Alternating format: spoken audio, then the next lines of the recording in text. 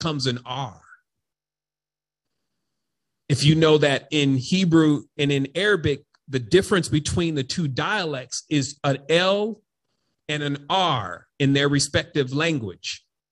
That's almost like the left hand and the right hand.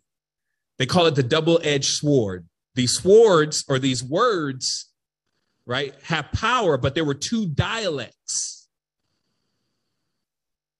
And so in these dialectical transfers, if like in Spanish, the V makes the B sound, right?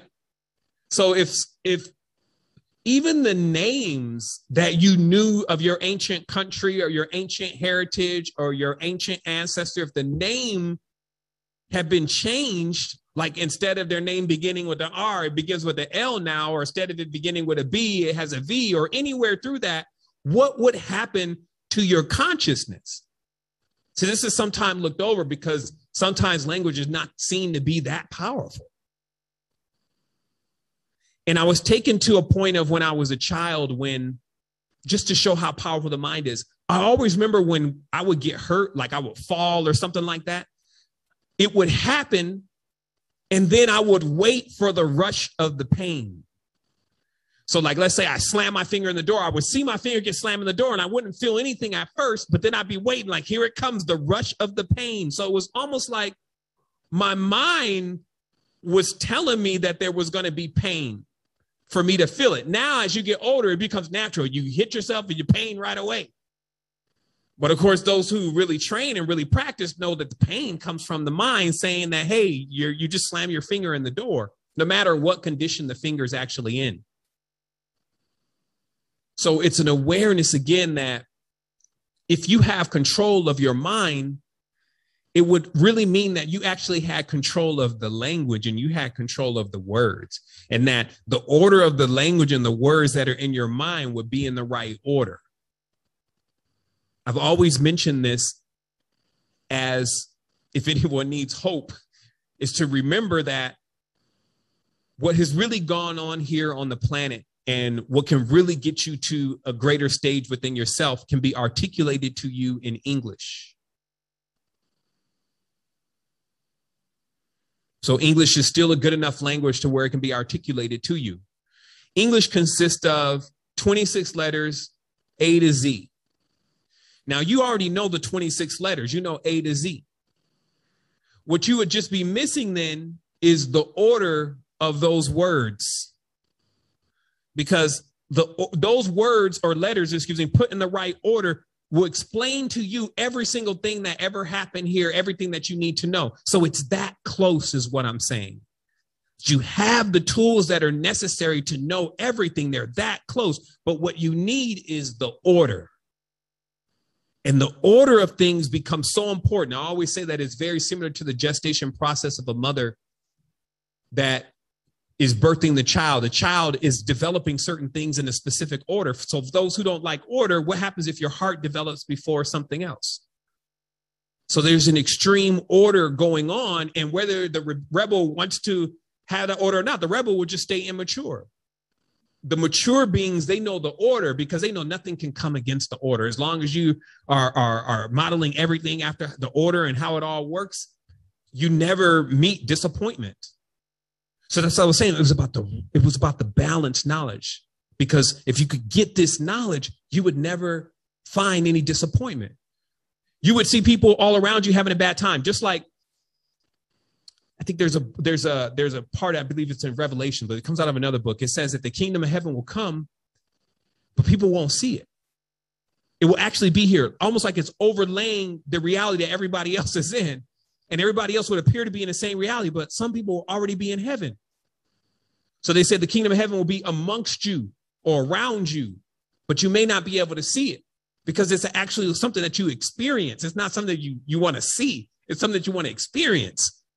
So when you get into your mind and you put things in order, then you'll have the potential to experience it. Because I always tell myself this, listen, if you're not continuously progressing, you can't keep going on like this. You need to get more and more refined and clearer and clearer. And until that happens, anytime you ask yourself, what should I be doing? The answer should be that. That's going to be the biggest thing for you. That's going to make the most impact. But for those who really are able to succeed in this, it will be because they pretty much did it themselves. It won't be because it means that they would have worked hard for it. Why? Because they would have balanced out. If you're going to work hard, it's going to work hard for you.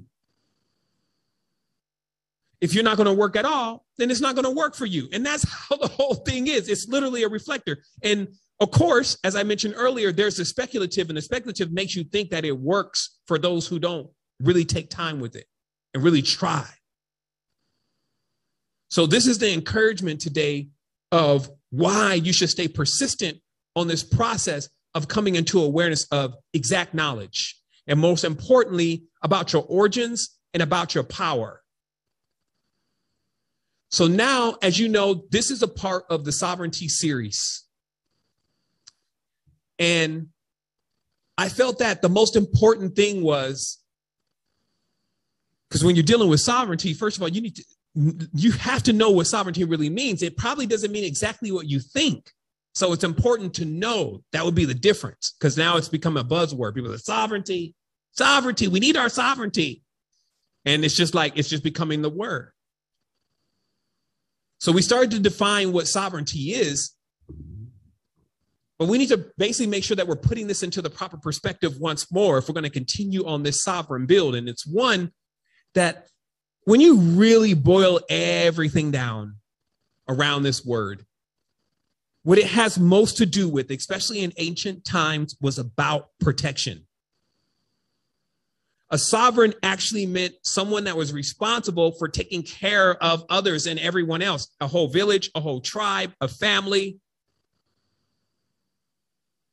And so more importantly, and very specifically, it was actually that they could protect, again, they could protect everybody and keep everybody safe.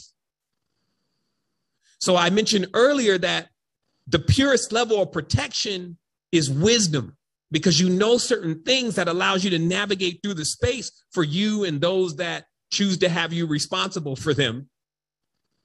And you're always ahead of the curve. Something be taking place and you're only benefiting off of it because you already know what's going to happen. You already know the algorithm. That's a sovereign. So we have to think then that there would be then two different types of protection. There would be this external protection, right? Well, so first we mentioned the internal protection. The internal protection is having this wisdom. Even in a family, if we want to make this very basic, in a family that is very close knit, there's a skill, there's a trade, what we call I always forget the word every single time, but it's the skill or the trade that the family knows. They call it trade secrets. There it is again. Trade secrets, something that you can do, whether you can dye fabric, whether you can grow corn. There's something that your family can do that creates the value within your family that allows you to come to the farm with everybody else, because that's also where the sovereigns are. You get a chance to sit at the table with everybody else, like, okay, well, I grow this and I grow that. Let's make an exchange here. So very directly, there is that internal. So you're working on yourself, you're developing something, and then that comes to the betterment of everyone because it's actually at the same level, at least, of what everybody else is producing. That's actually what a sovereign is really about. So we're going to get into that a little bit more here in a moment, but there's the external one, and the external one just has to do with killing everybody. It has to do with who is the most strongest and the most threatening. You got to realize that the other level of protection, if it's not going to be wisdom, if it's not going to be staying ahead, that's why you really only have two choices here. Some people always say, well, Sevan, I need to understand how to protect myself, right? And the external one is definitely the bum route. Like the entire history of humanity is mostly full of the external applications of protection, which end up in warfare. So it's this internal application that we're looking for.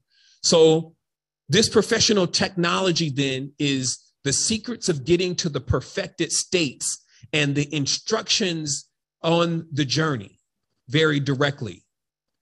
Some will travel lateral.